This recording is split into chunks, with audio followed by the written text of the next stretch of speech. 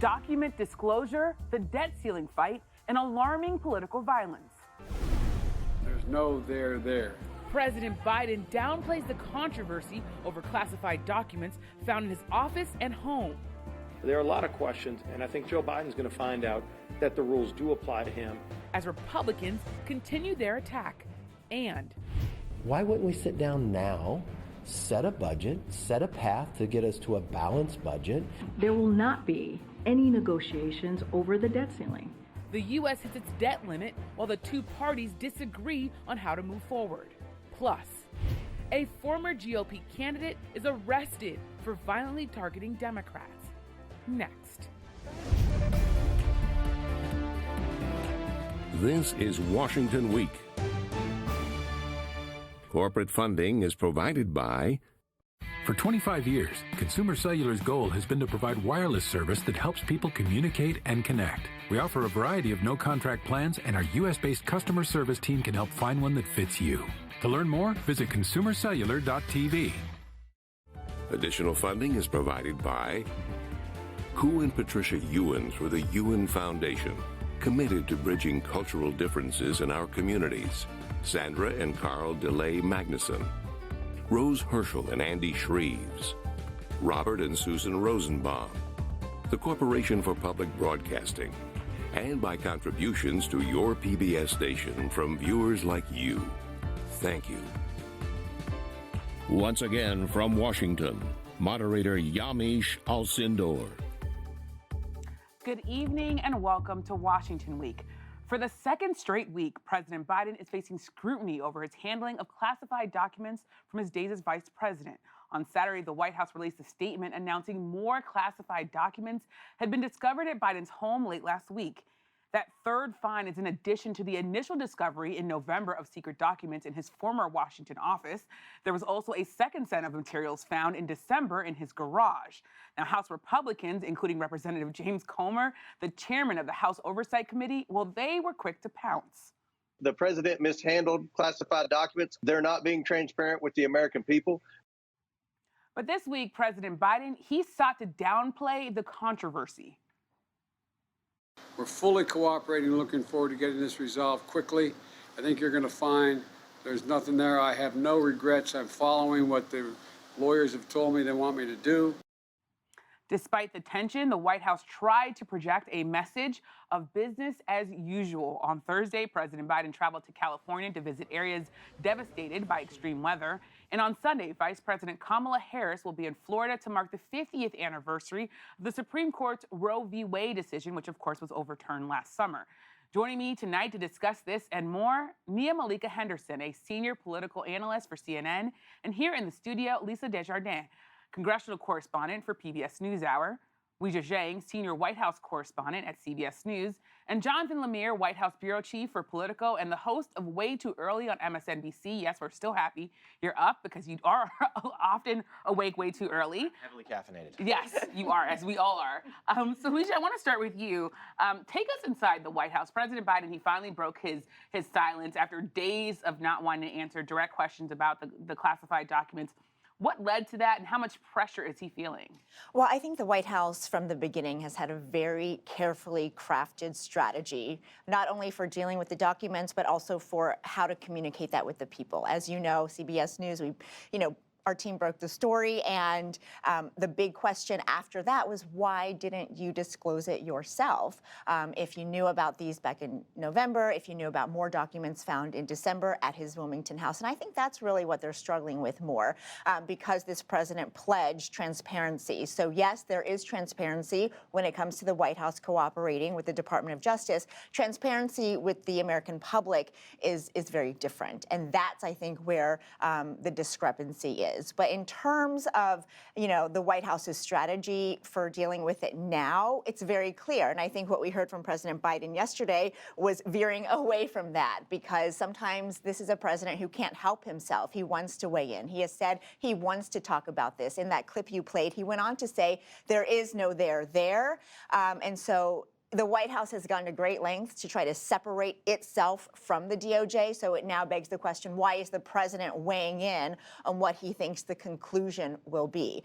And so I think, this is a pain for them right now. But if you talk to officials, they say the American people don't care about this. So, I think they're just really trying to turn the page as quickly as possible. And as we're trying to turn the page, obviously, as you said, CBS News broke this story. I wonder what you think, what your team thinks are the unanswered questions that are really making it continue to be a pain for the White House. Well, I think the biggest one is what's in these documents, right? I mean, if it's something that's, not top secret that would really harm national security, then they could get out in front of it and disclose whatever they could about it to at least talk about the level of sensitivity, which they can't do now, of course, because there's a special counsel investigation.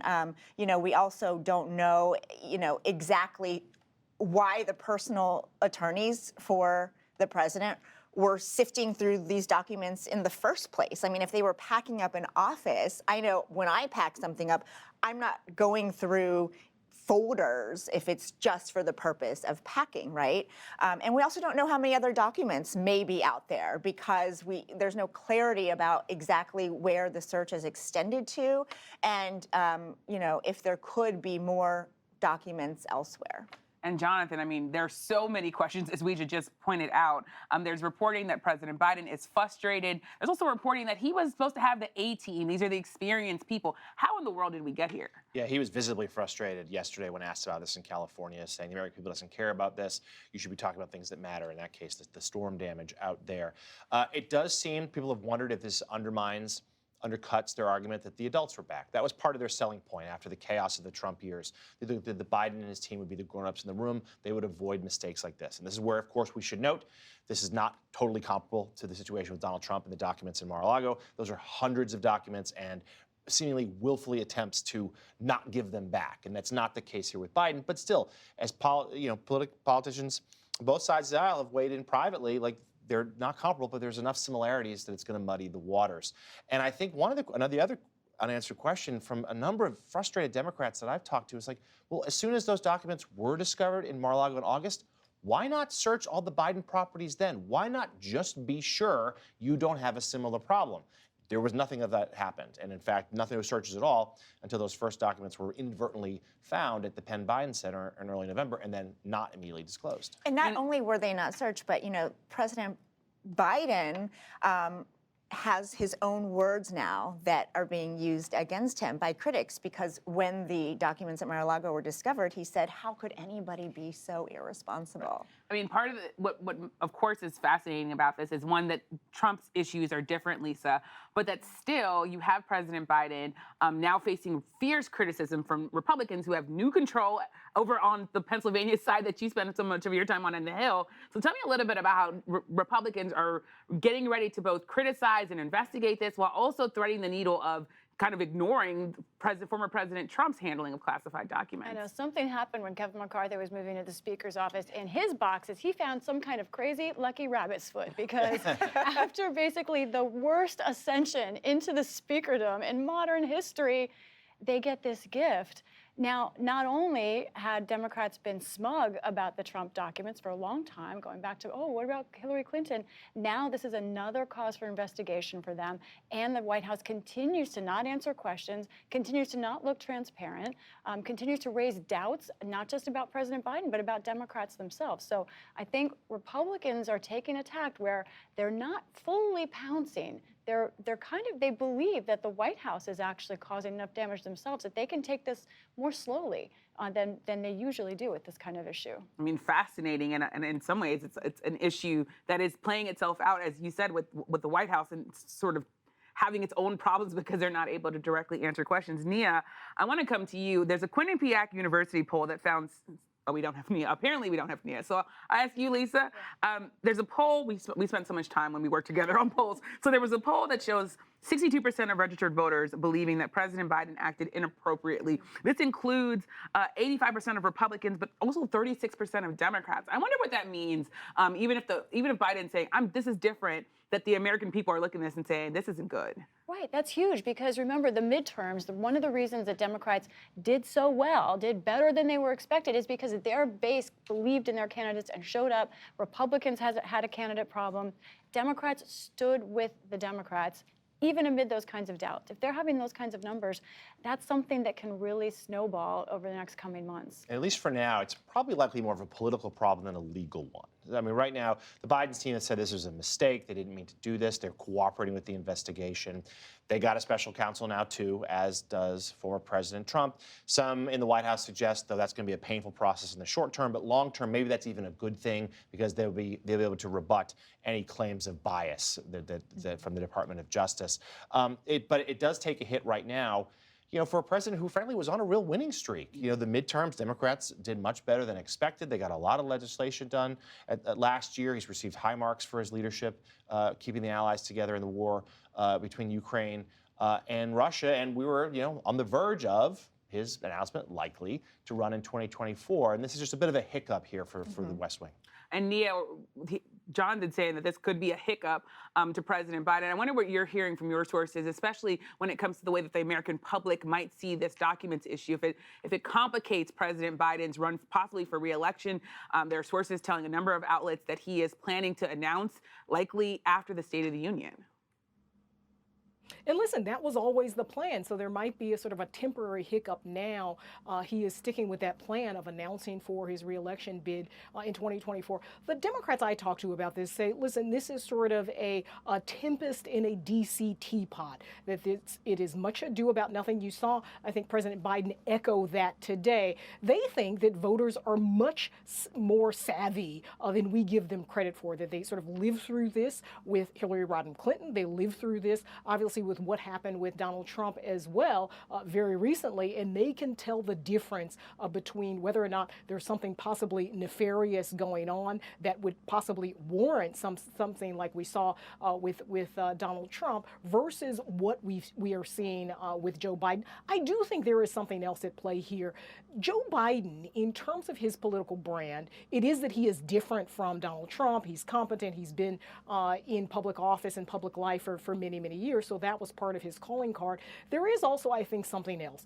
Generally, people think of him as being a decent human being, a decent person, a family man. He goes to church. He's loyal to his wife. And those sorts of intangibles, I think, will serve him very well as whatever unfolds with this special counsel. Listen, there is fear, though. I mean, with a special counsel, we have seen, for instance, with Bill Clinton, it can end up with it can sort of begin with a real estate deal and end with a soiled blue dress, right? And an impeachment. I'm not suggesting that there is anything like that with Joe Biden, but we do know that once you give sort of a special counsel this kind of power, things can go any sort of way. So there is a sort of latent fear, I think, among Democrats about that, whether or not this will end up in a different way than it began. But they are so heartened by the sure footing that the White House seems to be on over these last days. Lots of hiccups, lots of sort of fumbling on the message front, but it seems to be that they've righted the course in terms of the political message. And yeah, I want to stick with you because as the White House is dealing with, they're in some ways trying to pivot to business as usual. Part of business as usual is Kamala Harris going to give this speech about abortion. It is going to be the 50th anniversary of the Roe decision. We had the March for Life, these are advocates of restricting abortion who had a big march today. They used to go straight to the Supreme Court. Now they're also going to Congress, marking that as a new sort of battlefield. I wonder what you make of that and where the battle is there when it comes to abortion in this country. Listen, it's begun again. I think we saw a 50-year battle. It culminated in one way with that Dobbs decision, and we're going to see 10, 20, 30 more years of battles. I think practically we're going to see more births, right, in particular states that have high poverty levels, a high infant and maternal mortality. There are estimates of like 50,000 additional births. So that'll be something that means something practically and economically for women and their families. In terms of politically, I think you're going to see in 2024, the so-called pro-life movement, they are going to try to put up a candidate that wants to have a federal abortion ban.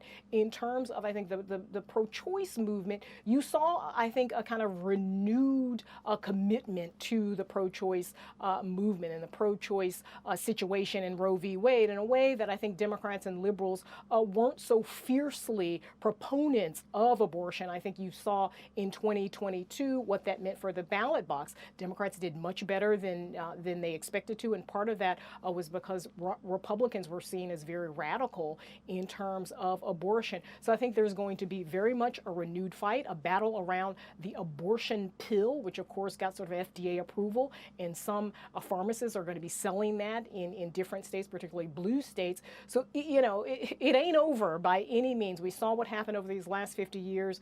There's going to be renewed energy, renewed fight, and sort of renewed political battle lines drawn around this for many, many years to come. And Nia, you're using the word renewed fight and battle. You're talking about abortion, but you could also be talking about the debt ceiling fight. Because on Thursday, the United States, well, it hit its debt limit. We did as a country. The Treasury Department put into place what it calls extraordinary measures to ensure the American government pays its bills. The issue isn't expected to come to a head until June, when the U.S. could potentially default on its debt. In the meantime, House Republicans, well, they want to negotiate and are demanding spending cuts before they'll agree to raise the borrowing cap. But the White House and Democrats, well, they're refusing to negotiate. So Lisa, you're, of course, the wonky Hill reporter, the perfect person to ask this question to. What in the world is going on? How worried should we be? Is June sort of where this is really coming to a head? I love explaining this kind of story because it's so important. The stakes are so high for us, for the world economy, all of it. How to do it quickly. I will say this. I think that reasonably, what we have right here is we have Democrats digging in, saying we're not going to negotiate on the debt ceiling. Fine. Debt ceiling as separate from spending. We all get that they are separate. However, Republicans also make a case that we have a very serious debt problem. In the time I've been speaking to you, for example, $2.6 million in debt we've spent as a country. That's $2.6 million than anyone can get their head around just in 1 minute. So there is a real spending problem. Republicans are raising that. The issue is that Republicans now are ready to use kind of scorched earth tactics. And both sides, guys, and you've been picking up this too, I feel like the bases are digging in with righteousness in a way that makes me think that we really could end up with a serious, dangerous situation in June. There's no question to resolve this. They do have to negotiate. I think that's what's going to happen. They will try for some kind of guardrails, maybe on spending, maybe a longer-term process for how the budget can be tackled. But right now, Republicans are feeling like, no, we've got to cut the budget back more than any Democrat's ever going to agree to. And that's really the problem. And today's a microcosm of how that struggle to negotiate is going to play out. President Biden talking in unrelated comments or made an offhand remark. Yes, we'll talk to the other side. Kevin McCarthy immediately puts out a tweet. Yes, let's negotiate. This is what Republicans want to do. White House then puts out a statement clarifying, well, we're not negotiating over the debt ceiling. There's some things we just have to get done. And points out every time that it got done without any hassle during the Trump administration a couple of times when Democrats were the minority. Without any hassle is a stretch. That's their argument. Their arguments without that hassle. But even just talking about this is going to rattle markets. That's the fear, is that this is going to, as we know, this is going to come down to the deadline most likely. But even in the weeks running up to it, as there's a fear that something could happen, there's going to be economic impacts for all of us. And super quick, the other problem here is a lot of the Republicans who are playing this game, who want to go right up to the edge, in a way, they've already won, because what they want is process changes. They want a different way of going about things in the House.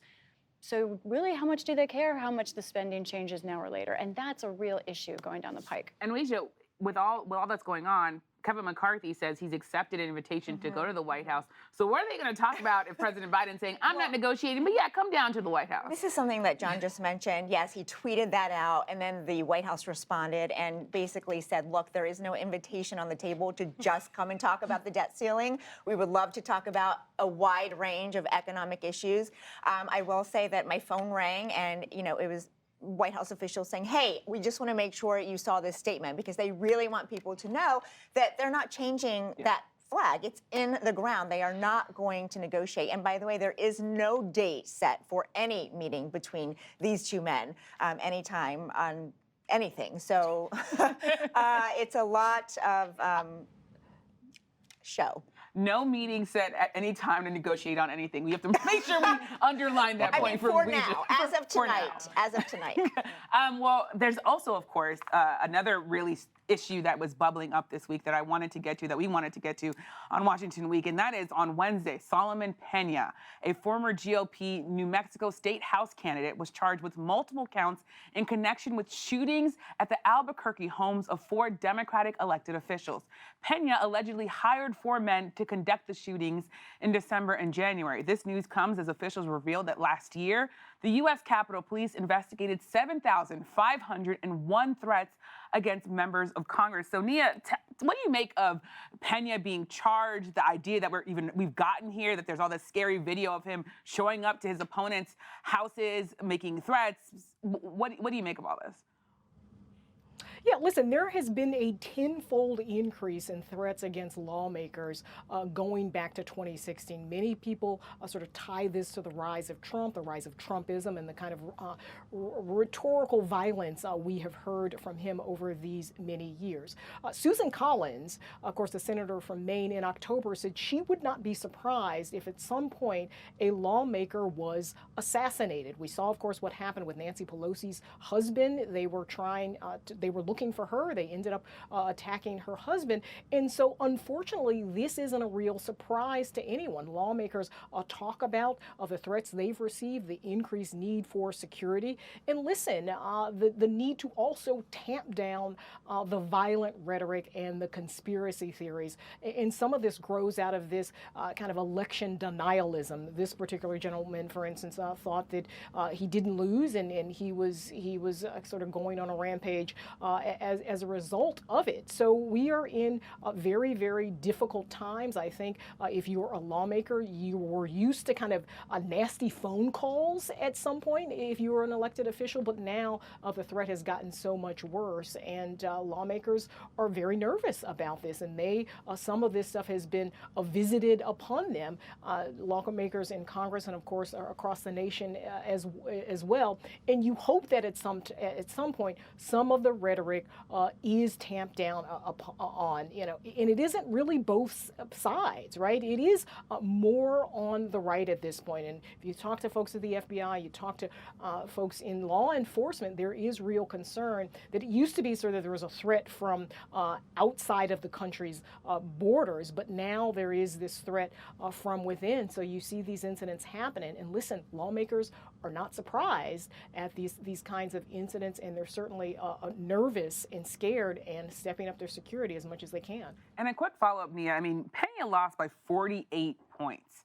48 points. This was not a close race. I wonder how that makes governing and how that also impacts the American people, voters, when you think, I want a government that is governing, but also you have people who are going to follow Pena and say, well, he never conceded. This is maybe a rightful thing that he should have done. Not shooting at people, but at least contesting an election that was clearly lost by him.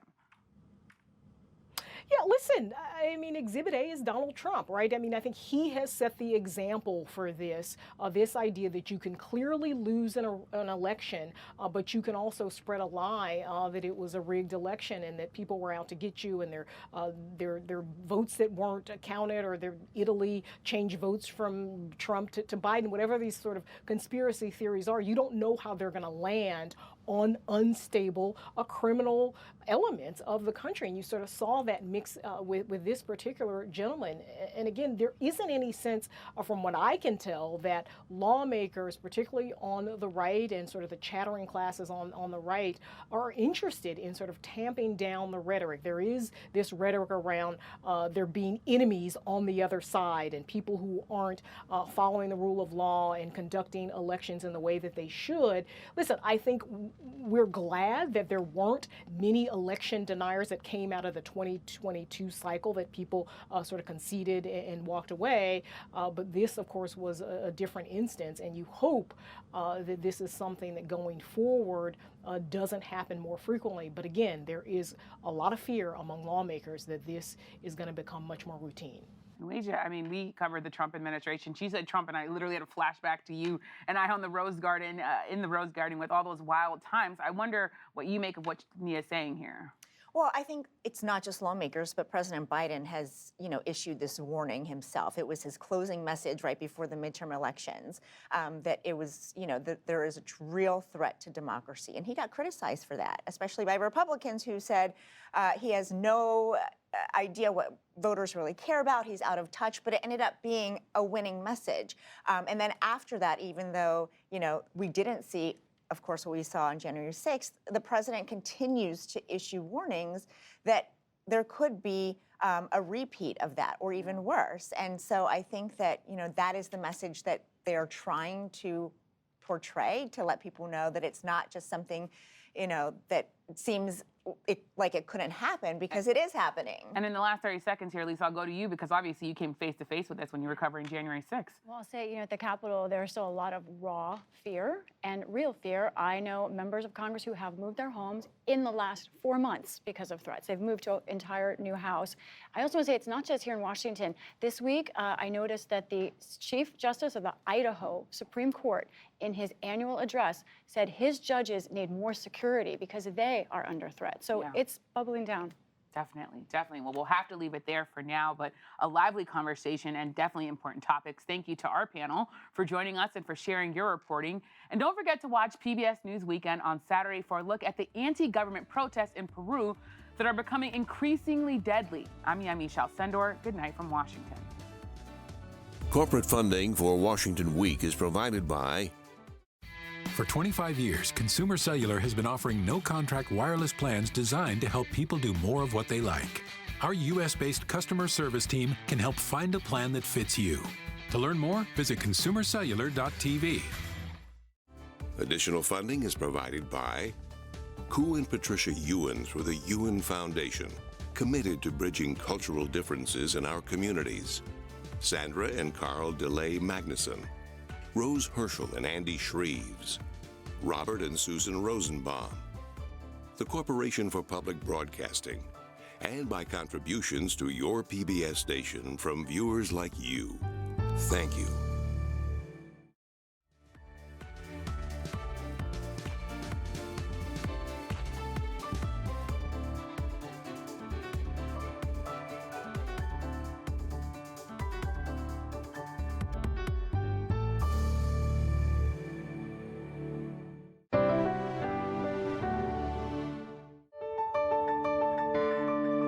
You're watching PBS.